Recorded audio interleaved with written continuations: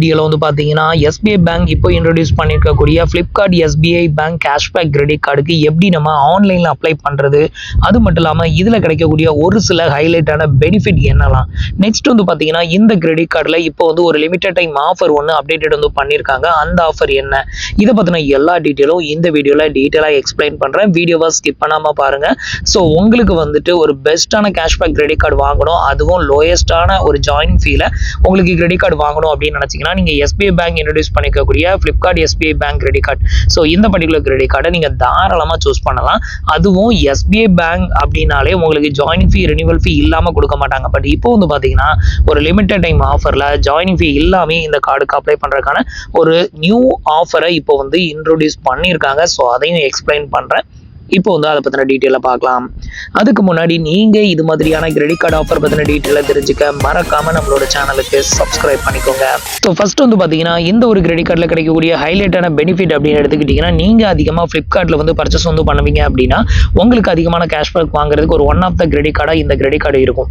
So இந்த credit card மூலமா நீங்க Flipkartல பர்ச்சேஸ் வந்து பண்ணக்கூடிய எந்த ஒரு பர்ச்சேஸ்க்குமே உங்களுக்கு 5% கேஷ்பேக் ஆஃபர் அதுல வந்து கொடுக்குறாங்க. அது மட்டும் இல்லாம மைத்ராவில் வந்து இந்த ஒரு கிரெடிட் கார்டை யூஸ் பண்ணி நீங்க பர்ச்சேஸ் வந்து பண்றீங்க அப்படிங்கிற பட்சத்துல நீங்க பர்ச்சேஸ் பண்ணக்கூடிய அமௌண்ட்ல உங்களுக்கு 7.5% வரைக்கும் கேஷ்பேக் ஆஃபர் இதுல அவைலபிளா இருக்குது. இது தவிர வந்து பாத்தீங்கன்னா ஊபர், சொமட்டோ, நெட்மெட், PVR இந்த மாதிரியான இடங்கள்ல நீங்க வந்து ஸ்பெண்ட் பண்ணக்கூடிய அமௌண்ட்டுக்கு உங்களுக்கு 4% வரைக்கும் கேஷ்பேக் ஆஃபர் இதுல அவைலபிளா இருக்குது. இது தவிர வந்து பாத்தீங்கன்னா 1% கேஷ்பேக் ஆஃபர். ஸோ நீங்க வந்து மற்ற இடங்கள்ல ஸ்பெண்ட் பண்ணக்கூடிய எல்லா விதமான அமௌண்ட்டுக்குமே உங்களுக்கு 1% கேஷ்பேக் ஆஃபர். இது வந்து ஆன்லைனா இருந்தாலும் சரி, ஆஃப்லைனா இருந்தாலும் சரி, ரெண்டுலயுமே உங்களுக்கு இந்த 1% அன்லிமிட்டெட் கேஷ்பேக் ஆஃபரும் அவைலபிளா இருக்குது. இது போக வந்து பாத்தீங்கன்னா இதுல வந்து வெல்கம் பெனிஃபிட்டா ஒர்த்தான கிஃப்ட் கார்டுமே வந்து கொடுக்குறாங்க. Flipkartல உங்களுக்கு கிஃப்ட் கார்டு வந்து 250 ரூபாய்க்கு ஒருத்தான கிஃப்ட் கார்டு வந்து கொடுக்குறாங்க.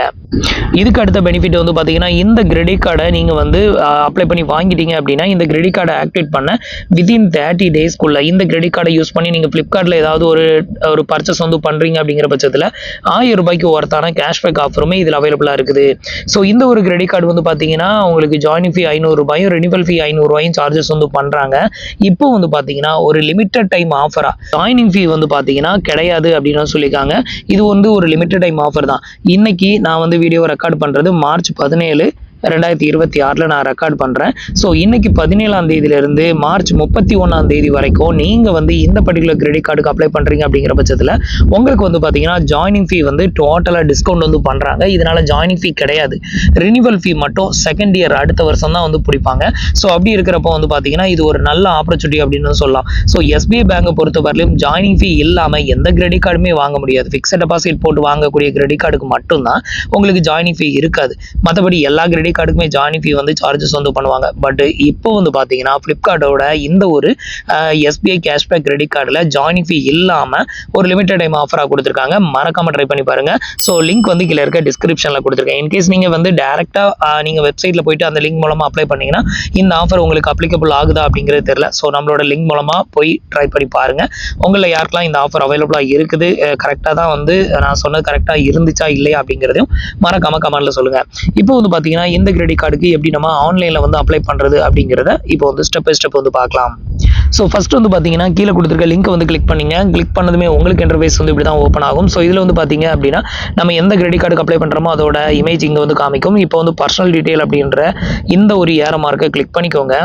இப்போ வந்து பாத்தீங்கன்னா உங்களோட ஃபர்ஸ்ட் நேம், லாஸ்ட் நேம்ல இனிஷியல் என்டர் பண்ணிக்கோங்க. உங்களோட மொபைல் நம்பர், இது ஆதார்ல லிங்க் பண்ணிருக்க மொபைல் நம்பர் என்டர் பண்ணிக்கோங்க. இந்த டிக் பாக்ஸை டிக் பண்ணி விட்டுட்டு கண்டினியூ வந்து கொடுத்துக்கோங்க. இப்போ வந்து பாத்தீங்கன்னா உங்களோட ரெஜிஸ்டர் மொபைல் நம்பருக்கு ஒரு ஒன் டைம் பாஸ்வேர்ட் சென்ட் பண்ணுவாங்க. அதை என்டர் பண்ணி கன்ஃபார்ம் OTP வந்து கொடுத்துக்கோங்க. இப்போ OTP என்டர் பண்ணி கன்ஃபார்ம் கொடுக்குறேன். அடுத்தது வந்து பாத்தீங்கன்னா உங்களோட கரண்ட் ரெசிடென்ட் சிட்டி வந்து கேட்டிருப்பாங்க. இந்த இடத்துல நீங்க எந்த டிஸ்ட்ரிக்ட்ல இருக்கிறீங்களோ அந்த டிஸ்ட்ரிக்டோட நேம் என்டர் பண்ணிக்கோங்க. எக்ஸாம்பிளுக்கு உங்க ஆதார் கார்டுல எந்த அட்ரஸ் இருக்கோ அந்த டிஸ்ட்ரிக்டை தான் என்டர் பண்ணணும். ஏன்னா அதுதான் வந்து ஆட்டோமேட்டிக்கா ஃபெச் பண்ணி இங்க வந்து காமிக்கும் KYCல. ஸோ அதனால வந்து பாத்தீங்கன்னா நான் என்னோட ஆதார் கார்டுல இருக்கக்கூடிய சிட்டியை தான் நான் இங்க என்டர் பண்ணிக்கிறத தவிர நான் இப்போ இருக்கக்கூடிய சிட்டியை என்டர் பண்ணல. ஸோ இந்த இடத்துல வந்து பாத்தீங்கன்னா நான் காஞ்சிபுரம் அப்படிங்கிறத என்டர் பண்ணிட்டு கன்ஃபார்ம் சிட்டி வந்து கொடுக்குறேன். அடுத்தது வந்து பாத்தீங்கன்னா உங்களோட பான் கார்டு நம்பரையும் பான் கார்டுல இருக்கிற மாதிரி உங்களோட டேட் ஆஃப் பர்த்தை டீட்டெயிலை என்ட்ரு பண்ண சொல்லுவாங்க. இந்த ரெண்டையும் என்ட்ரு பண்ணி கன்ஃபார்ம் வந்து கொடுத்துக்கோங்க. இப்போ எனக்கான டீட்டெயில்ஸ் எல்லாத்தையுமே ஃபில் பண்ணிட்டேன். இப்போ வந்து கன்ஃபார்ம் வந்து கொடுக்குறேன். இதுக்கு அடுத்தது வந்து பார்த்தீங்கன்னா பேன் கார்டில் இருக்கிற மாதிரியான நேமை என்ட்ரு பண்ணுங்க அப்படின்னு சொல்லியிருக்கேன். ஏன்னா நான் வந்து ஆதார் கார்டில் இருக்கிற நேமில் இனிஷியல் இருக்கும், பேன் கார்டில் இனிஷியல் இல்லை, அதனால இந்த மாதிரி கேட்குது. ஸோ இந்த மாதிரி கேட்டுச்சுன்னா உங்களோட பேன் கார்டில் இருக்கிற மாதிரியான நேமை இங்கே என்ட்ரு பண்ணிட்டு கன்ஃபார்ம் வந்து கொடுத்துக்கோங்க. அடுத்தது வந்து பார்த்தீங்கன்னா உங்களோட மதர் நேம் கேட்டிருப்பாங்க. இந்த இடத்துல உங்களோட மதர் நேம், அடுத்தது உங்களோட பர்சனல் இமெயில் ஐடி, இந்த ரெண்டை மட்டும் என்ட்ரு பண்ணிக்கோங்க. என்ட்ரு பண்ணிட்டு இந்த டிக் பாக்ஸையும் டிக் பண்ணி கன்ஃபார்ம் வந்து கொடுத்துக்கோங்க. இப்போ வந்து பார்த்தீங்கன்னா நான் வந்து எல்லா டீட்டெயிலும் ஃபில் பண்ணிட்டு இப்போ வந்துட்டு கண்டினியூ டு ஸ்டெப் 2 அப்படிங்கிறத கிளிக் பண்ணுறேன். அடுத்தது உங்களோட எம்ப்ளாய்மெண்ட் டீட்டெயில். இந்த இடத்துல நீங்கள் சேலரிடா, செல்ஃப் எம்ப்ளாய் இல்லை ரிட்டையர் பர்சன், அதை செலக்ட் பண்ணிக்கோங்க. இதில் நான் இப்போ சேலரிட் அப்படிங்கிறத செலக்ட் பண்ணிவிட்டு அடுத்தது உங்களோட கம்பெனி நேம், அதில் உங்களோட டெஸ்டினேஷன் எதுவோ அதை வந்து என்ட்ரு பண்ணிவிட்டு கண்டினியூ வந்து கொடுத்துக்கோங்க. அடுத்தது உங்களோட ஒர்க் பிளேஸ் அட்ரஸ் வந்து கேட்டிருப்பாங்க. இந்த இடத்துல உங்களோட ஆஃபீஸ் அட்ரஸ் எதுவோ அதை வந்து என்ட்ரு பண்ணிவிட்டு கண்டினியூ டு ஸ்டெப் 3 அப்படிங்கிறத கிளிக் பண்ணிடுங்க. இப்போ நான் எனக்கான டீட்டெயிலை ஃபில் பண்ணிட்டேன். இப்போ வந்து கண்டினியூ டு ஸ்டெப் 3ங்கிறத கிளிக் பண்ணுறேன். அடுத்தது ஸ்டெப் 3ல நீங்கள் பண்ண வேண்டியது வந்து பார்த்தீங்கன்னா KYC தான். ஸோ இந்த இடத்துல வந்து பார்த்தீங்கன்னா உங்களுக்கு KYC அப்படின்னு வரும்போது இதுதான் டிஃபால்ட்டாக செலக்டடாக இருக்கும். ஸோ இந்த ஆப்ஷனை செலக்ட் பண்ணக்கூடாது. இதை வந்து செலக்ட் பண்ணீங்க அப்படின்னா நீங்கள் வீடியோ KYCல வந்து பண்ணுற மாதிரி இருக்கும். பட் இதில் இருக்க செகண்ட் ஆப்ஷனை செலக்ட் பண்ணீங்க அப்படின்னா உங்ககிட்ட ஆல்ரெடி இருக்கக்கூடிய பேங்க் அக்கௌண்ட்டில் இருக்கக்கூடிய KYC பேஸ் பண்ணி இந்த KYCயை வந்து வெரிஃபை பண்ணிக்கலாம். இப்படி பண்ணும்போது வந்து பார்த்தீங்கன்னா உங்களுக்கு வீடியோ KYC பண்ணணும் அப்படின்னு அவசியம் கிடையாது. ஜஸ்ட் 2 ஸ்டெப்பில் வந்துட்டு உங்களுக்கு KYC கம்ப்ளீட்டடாகவே உங்களுக்கு எலிஜிபிலிட்டி இருக்கும் பட்சத்தில் கார்டு வந்து இன்ஸ்டண்ட்டாகவே வந்து அப்ரூவ்ட் ஆயிரும். உங்களுக்கான கிரெடிட் லிமிட்டும் ஷோ ஆயிரும். நீங்கள் வந்து மொதல் ஆப்ஷனை செலக்ட் பண்ணிங்கன்னா உங்களுக்கு வீடியோ KYC வந்து பண்ணணும். அதுக்கப்புறம் வந்து பார்த்தீங்கன்னா வெரிஃபிகேஷனே கிட்டத்தட்ட ஒரு 4-5 கால்ஸ் வரும். ஸோ அது எல்லாம் முடியறதுக்கு கிட்டத்தட்ட 15 நாளைக்கு மேலே ஆகும். அதுக்கப்புறம் தான் உங்களுக்கு கார்டு எலிஜிபிளா இல்லை ரிஜெக்டடா அப்படிங்கிற ஸ்டேட்டஸே தெரியும். ஸோ அது செகண்ட் ஆப்ஷனை செலக்ட் பண்ணிங்கன்னா உங்களுக்கு இன்ஸ்டண்ட்டாகவே கார்டு எலிஜிபிளா இல்லை ரிஜெக்டடா அப்படிங்கிறது தெரிஞ்சிடும். ஸோ இந்த இடத்துல செகண்ட் ஆப்ஷனை செலக்ட் பண்ணிக்கோங்க. ஸோ இப்போ வந்து பார்த்தீங்கன்னா நான் வந்து செகண்ட் ஆப்ஷனை தான் செலக்ட் பண்ணியிருக்கேன். செலக்ட் பண்ணிவிட்டு கண்டினியூ கொடுக்குறேன். அடுத்தது வந்து பார்த்தீங்கன்னா KYC கம்ப்ளீட் பண்ணணும். இதுக்கு வந்து பார்த்தீங்கன்னா கண்டினியூ ஃபார் இன்ஸ்டன்ட் KYC அப்படிங்கிறத செலக்ட் பண்ணிக்கோங்க. இப்போ வந்து பார்த்தீங்கன்னா உங்களோட 12 டிஜிட் ஆதார் நம்பரை என்ட்ரு பண்ணிவிட்டு இந்த கேப்சாவை இங்கே என்ட்ரு பண்ணி நெக்ஸ்ட் வந்து கொடுத்துக்கோங்க. இப்போ எனக்கான டீட்டெயிலாக ஃபில் பண்ணி நெக்ஸ்ட் கொடுக்குறேன். இப்போ உங்களோட ஆதார் ரெஜிஸ்டர் ஃபோன் நம்பருக்கு ஒரு OTP சென்ட் பண்ணுவாங்க. அதை என்ட்ரு பண்ணி கண்டினியூ கொடுத்துக்கோங்க. அடுத்தது வந்து உங்களோட டிஜிலாகருக்கான 6 டிஜிட் பின் நம்பர் என்ட்ரு பண்ண சொல்லுவோம். அதை வந்து என்ட்ரு பண்ணி கண்டினியூ கொடுத்துருங்க. அடுத்தது உங்களுக்கு இந்த மாதிரி தான் டீட்டெயில் ஓப்பன் ஆகும். இதில் வந்து ஆதார் கார்டுக்கு நேர் ஒரு டிக் பாக்ஸ் வந்து கொடுத்துருக்கோம். இது அன்டிக்கில் இருக்கும். இதை வந்து டிக் பண்ணி விட்டுக்கோங்க. டிக் பண்ணி விட்டுட்டு அலோ அப்படிங்கிறத மட்டும் கிளிக் பண்ணிடுங்க. இப்போ வந்து பார்த்தீங்கன்னா டிஜிலாகருக்கு ரீடைரக்ட் ஆகும். வெயிட் பண்ணுங்க. இப்போ வந்து பார்த்தீங்கன்னா நம்மளோட அட்ரஸை வந்து நம்மளோட ஆதார் கார்டுலேருந்து ஃபெச் பண்ணி இங்கே வந்து காமிக்கும். இப்போ நம்ம ஆதார் KYC கம்ப்ளீட் பண்ணோம்ல, ஸோ அது வந்து ஃபெச் ஆனால் மட்டும்தான் இந்த அட்ரஸ் காமிக்கும். இன்கேஸ் ஃபெச் ஆகலைன்னா நீங்கள் மறுபடியும் முதல்ல இருந்தால் ஃபில் பண்ணுற மாதிரி இருக்கும். இப்போ எனக்கு அட்ரஸ் வந்து ஃபெச் ஆயிருச்சு. ஸோ இதுதான் என்னோட கரண்ட் அட்ரஸ். ஸோ இந்த அட்ரஸ் தான் கார்டு வந்து டெலிவரி வந்து பண்ணுவாங்க. ஸோ உங்களுக்கு இந்த அட்ரஸ்க்கு கார்டு டெலிவரி பண்ணணும்னா டேரெக்டாக அதை செலக்ட் பண்ணிவிட்டு கண்டினியூ அண்ட் கன்ஃபார்ம் வந்து கொடுத்துருங்க. வேறு அட்ரஸ்க்கு கார்டு டெலிவரி வந்து பண்ணணும்னா மை அட்ரஸ் ஹேஸ் சேஞ்ச் அப்படிங்கிற ஆப்ஷனை செலக்ட் பண்ணி உங்களோட புது அட்ரஸை வந்து என்ட்ரு பண்ணிக்கோங்க. இப்போ நான் அதே அட்ரஸ் தான் டெலிவரி பண்ணணும். அதனால் நான் வந்து அந்த டிக் பாக்ஸை மட்டும் செலக்ட் பண்ணி விட்டுட்டு கண்டினியூ அண்ட் கன்ஃபார்ம் வந்து கொடுக்குறேன். ஸோ இந்த ஸ்டேஜுக்கு அப்புறம் உங்களுக்கு எலிஜிபிலிட்டி இல்லை அப்படின்னா அதுலேயே ரிஜெக்டட் அப்படின்னு சொல்லி வந்துடும். Unable to offer for you அப்படின்னு சொல்லி வரும். உங்களுக்கு எலிஜிபிலிட்டி இருக்கும் பட்சத்தில் அடுத்த ஸ்டெப் வந்து பார்த்தீங்கன்னா உங்களோட பேங்க் அக்கௌண்ட்டுக்கு ஒரு ₹1 சென்ட் பண்ணுவாங்க. அந்த ப்ராசஸை பார்க்கலாம். ஸோ அடுத்தது வந்து பார்த்தீங்கன்னா உங்களுக்கு இந்த மாதிரி தான் இன்டர்ஃபேஸ் வந்து ஓப்பன் ஆகும். இதில் வந்து பார்த்தீங்கன்னா ஃபர்ஸ்ட் ஸ்டெப்பில் வந்து ஒரு ₹1 நீங்கள் என்ன என்ட்ரு பண்ணக்கூடிய பேங்க் அக்கௌண்ட்டுக்கு அவங்க சென்ட் பண்ணுவாங்க. அது ரிசீவ் ஆனதுமே அடுத்த செகண்ட் ஸ்டெப்பில் வந்து பார்த்தீங்கன்னா அதே பேங்க்லேருந்து அந்த ₹1 அவங்களுக்கு நீங்கள் திருப்பி சென்ட் பண்ணுற மாதிரி இருக்கும். இதை வந்து பண்ணிட்டீங்க அப்படின்னா உங்களுக்கான KYC ஆல்ரெடி நீங்கள் எந்த பேங்க்ல இருந்து பணத்தை சென்ட் பண்ணீங்களோ அந்த பேங்க்ல நீங்கள் ஃபுல் KYC வந்து பண்ணி வச்சிருப்பீங்க. அந்த KYC இந்த கிரெடிட் கார்டுக்கான KYC எடுத்துக்குவாங்க. இப்போ அதை வந்து பார்க்கலாம். இப்போ வந்து பார்த்தீங்கன்னா நம்ம வந்து KYC வந்து ஸ்டார்ட் பண்ணலாம். ஃபர்ஸ்ட் ஸ்டெப் வந்து பார்த்தீங்கன்னா நீங்கள் வந்து இந்த மாதிரியான ஒரு இன்டர்ஃபேஸ்க்கு வருவீங்க. இதில் வந்து பார்த்தீங்கன்னா ஸ்டார்ட் வித் பார்ட் 1 அப்படிங்கிறத கிளிக் பண்ணிடுங்க. அடுத்தது வந்து பார்த்தீங்கன்னா இந்த ₹1 அவங்க சென்ட் பண்ணுறாங்களா, இது வந்து எந்த பேங்க் அக்கௌண்ட்டுக்கு அது வந்து சென்ட் பண்ணணுமோ அந்த பேங்கோட நேம், அதோட அக்கௌண்ட் நம்பர், அதே அக்கௌண்ட் நம்பரை ரீஎன்ட்ரு பண்ணிவிட்டு அதோட IFSC கோடையும் என்ட்ரு பண்ணி கண்டினியூ கொடுத்துருங்க. இப்போ வந்து பார்த்தீங்கன்னா நான் வந்து என்னோட பேங்க் அக்கௌண்ட் டீட்டெயில் எல்லாமே கொடுத்துட்டேன். இதே மாதிரி கொடுத்துட்டு கண்டினியூ டு பார்ட் 2 அப்படிங்கிறத கிளிக் பண்ணிடுங்க. இப்போ வந்து பார்த்தீங்கன்னா ₹1 நமக்கு வந்து ரிசீவ் ஆயிருச்சு. இப்போ கண்டினியூ டு பே 1 அப்படிங்கிறத கிளிக் பண்ணுங்கள். இப்போ வந்து பார்த்தீங்கன்னா நமக்கு ₹1 ரிசீவ் ஆச்சுல, அதே பேங்க்லேருந்து திருப்பி அந்த ₹1 சென்ட் பண்ணணும். இதுக்கு வந்து பார்த்தீங்கன்னா நீங்கள் UPI ஆப்ஸை கூட யூஸ் பண்ணலாம். ஆனால் அனுப்பும்போது இப்போ இந்தியன் பேங்க்குக்கு தான் அந்த ₹1 எனக்கு ரிசீவ் ஆச்சுன்னா அதே இந்தியன் பேங்க்ல இருந்து நீங்கள் அந்த ₹1 அவங்களுக்கு திருப்பி சென்ட் பண்ணணும். அப்போ தான் அந்த KYC சக்ஸஸ்ஃபுல்லாக வெரிஃபைட் ஆகும். இப்போ வந்து பார்த்தீங்கன்னா கண்டினியூ டு பே 1 அப்படிங்கிறத கிளிக் பண்ணுறேன். இப்போ வந்து பார்த்தீங்கன்னா நீங்கள் அந்த 1 ரூபியை எப்படி வந்து திருப்பி பே பண்ண போகிறீங்க, நெட் பேங்கிங்கை யூஸ் பண்ணியா இல்லை யூபிஐ யூஸ் பண்ணியா அப்படின்னு சொல்லி கேட்கும். இந்த இடத்துல நான் யூபிஐ வந்து செலக்ட் பண்ணிக்கிறேன். இப்போ வந்து பார்த்தீங்கன்னா உங்களோட யூபிஐ ஐடியை இங்கே என்ட்ரு பண்ணி மேக் பேமெண்ட் வந்து கொடுங்க. இப்போ மேக் பேமெண்ட் கொடுக்கும்போது உங்களோட பேங்க் அக்கௌண்ட்லேருந்து 1 ரூபி சென்ட் பண்ண சொல்லும். ஸோ அப்போ வந்து பார்த்தீங்கன்னா நீங்கள் நிறைய பேங்க் அக்கௌண்ட் வச்சுருக்கீங்கன்னா எந்த அக்கௌண்ட்டுக்கு அந்த 1 ரூபி ரிசீவ் ஆச்சோ அதே அக்கௌண்ட்டை செலக்ட் பண்ணி அந்த அக்கௌண்ட்லேருந்து அந்த 1 ரூபியை நீங்கள் அவங்களுக்கு திருப்பி பே பண்ணிடுங்க. இப்போ வந்து பார்த்தீங்கன்னா பேமெண்ட் வந்து சக்ஸஸ்ஃபுல்லாக வந்து பே பண்ணியாச்சு. டிரான்சாக்ஷன் ஐடியும் வந்துருச்சு. இப்போ கண்டினியூ கொடுத்துருங்க. இப்போ வந்து பார்த்தீங்கன்னா உங்களுக்கான கிரெடிட் கார்டு வந்து இது மாதிரி வந்து ஷோ பண்ணுவாங்க. இப்போவே வந்து பார்த்தீங்கன்னா உங்களோட கிரெடிட் கார்டுக்கான கிரெடிட் லிமிட் என்ன அப்படிங்கிறதையும் இங்கே வந்து ஷோ பண்ணிடுவாங்க.